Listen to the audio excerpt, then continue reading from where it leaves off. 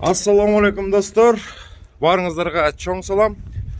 Биз азыр жаңы үйдөн чыгып атабыз. Кудай буйрса, Чикагога чейин 5,5 сааттык жол. Бардыгы даяр. Коноктор керектүү буюмдарын багажникке салып атышат. Мына бул жакта Кыргызстандан келген ардактуу коноктор даяр. Багажникке бардығын салдық, Даярбызбы, достор? Даярбыз. Кеттік анда. Бисмилла деп жолға чыгалы, достор.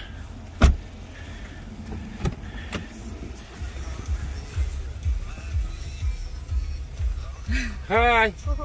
Hi. How are you? Салам алейкум, сэр. Алейкум салам.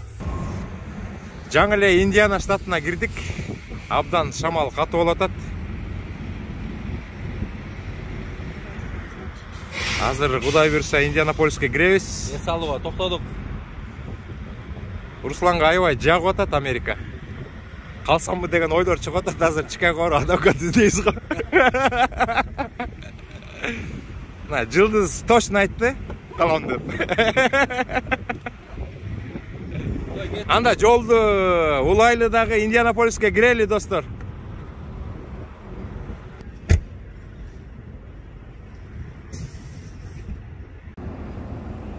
Индианаполис шаарына келдик. Конокторго жакшы, коозураак жерлерди көрсөтүп жүрөбүз. Мына бул жерде Индианаполис шаарынын эң бийик зданиясы. Бул жака биз өзүнчө келгенбиз. Русланга, Жылдызга, Русландын кызына көрсөтөлү деп келдик, достор.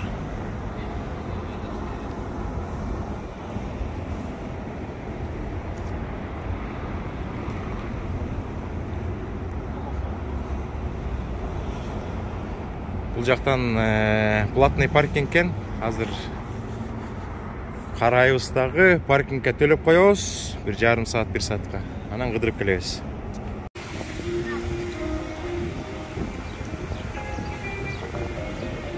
Бул Индианаполис шаарындагы эң бийик имарат ушул. Бул жакта мына сүрөткө түшүп атышат. Сулуулукка суктанып жатышат.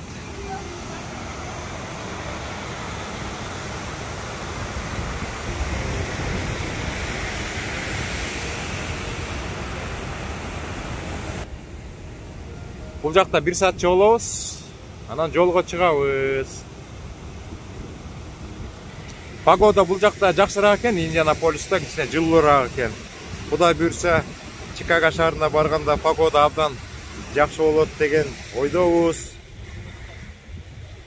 Коноктордун көңүлүн калтырбай, настроенияларын көтөрүп, Чикаго шаарына барганда мекендештердин кафелерине апарып,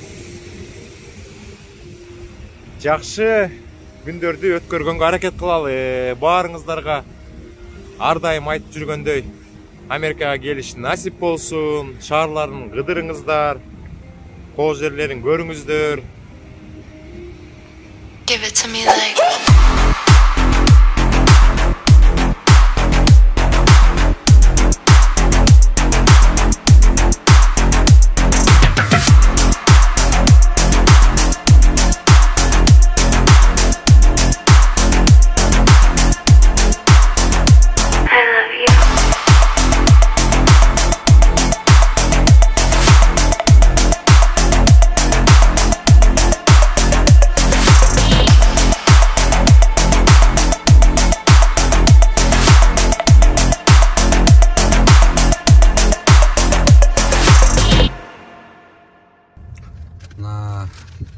Индиана шаарынан Чикагога жөнөп атабыз. Салам алейкум, достор. Алмаз өзү ярый блогер. YouTube'да өзүнүн каналын алып барат. Ярый блогер болчубуз. Азыр болсо картайып калдым, уже болбой калдым деп атат. Бирок жакшы, азыр деле каналын көрсөңөр болот. Аябай жакшы репортаждар алып барат. Именно Америка боюнча кантип келиш керек Америкага. Алмаз KG USA YouTube каналына жазылыңыздар. ушундай мына машинеси менен алып баратат. Мына Чикаго көздөй кетип баратабыз. Трассада 65-ci жол. 65-ci трасса экен. Мына Алмаз за рулем.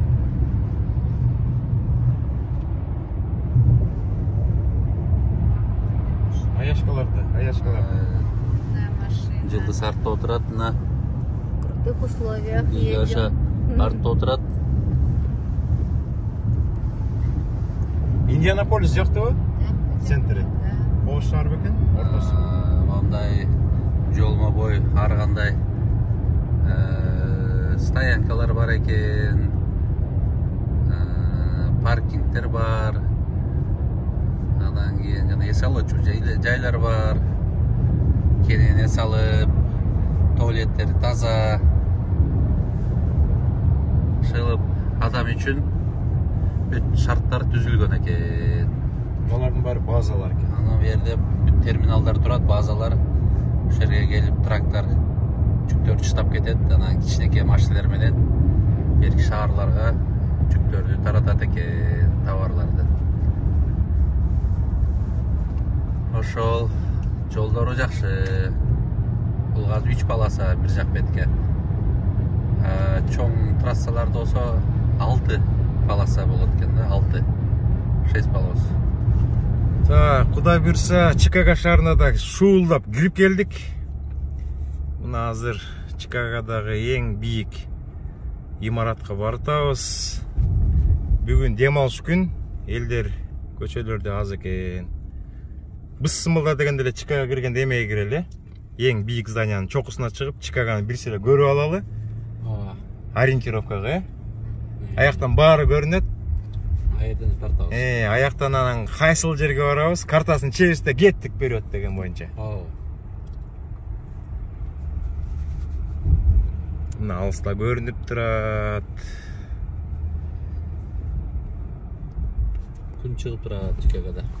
Жакшы болуп калды мына Чикаго келдик. Күн чыгып, погода жылып дегендей. Чикагоны көргөнгө жакшы эме момент түзүлүп атат. Так, биз сымылда дегенде Чикагонун эң бийик зданиясынан баштайлы дедик, достор. Конокторду алып келдик. Азыр 103 беле же 107 этажга чыгабыз да Чикагоны бир силе көрөбүз.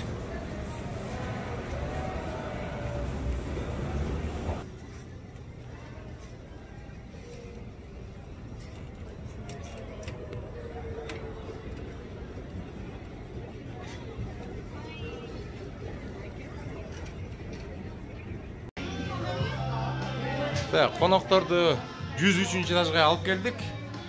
Жылдыз кандай ощущение? Вообще сөз жок, Бермет кандай? Классно, да? Руслан таң калган боюнча кетти, сотканы көтөрүп алып. Вау деген боюнча. Алмаз алып келдим жака.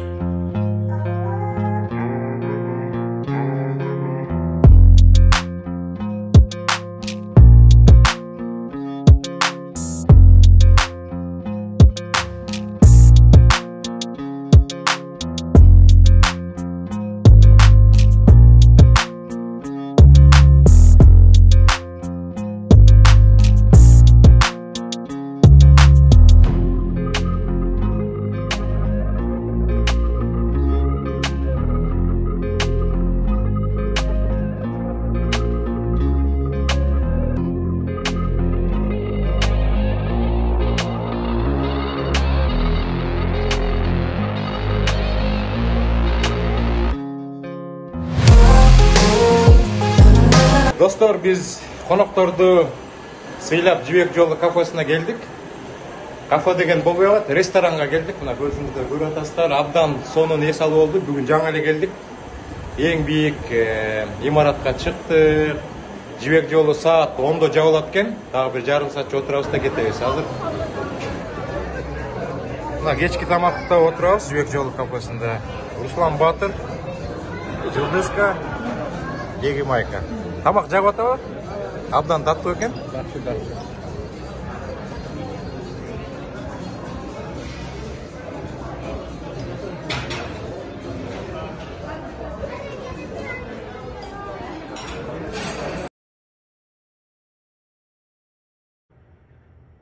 Түнкү саат 12 болуп кетти. Биз жаңы эле Чикагодан 2 күнгө алган апартментке келдик. Арт жакта машина койгон жери бар экен. Машинаны токтотуп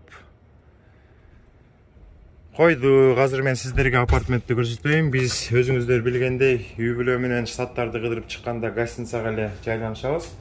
Руслан болсо үй бүлөсү менен көптөгөн мамлекеттерге барып опытный болуп калышыптыр. Баягы жакшынакай условия болсун деп ушундай апартменттерди снимать экен. Азыр мен сиздерге бир сыйра көрсөтүп коеюн. Бул 2 күнгө $400 төлөндү, күнүгө $200. Мына условиясы, кухнясы бар экен. Кухнясында газ плита, идиш аяктардын баары, холодильниктердин баары бар экен. Мына бул жака сокторун дагы даярдап коет экен, жумуртка, ар кандай суулардын бүт баарын. Бул апартментти сдавать эткен кишилер даярдап коет экен. Өзүңүздөр көргөндөй мына идиш аяктын баардыгы, чайник, тефаль, условиянын баары бар экен. Бул 5-комнатный квартира болуп калат экен, кыргызча санаганда. Бул жагында 1 спальный бар экен. Бул жерде болсо отопительный система экен. 2 ванна бар экен. Бул жерде экинчи спальный бар экен. Абдан жылуу экен, хитер дагы жакшы иштейт экен. Күлчөт эткенден кийин эле 5 мүнөттүн ичинде зыңылдатып абдан жыпчылуу кылып салат экен. Бул жагы болсо главный ход кире бериш. Мияктан өйдө көтөрүш керек экен. Азыр мен кирген жер болсо үйдүн арткы капталы. Ал жактан дагы гаражды көздөй түшүп кетсе болот экен.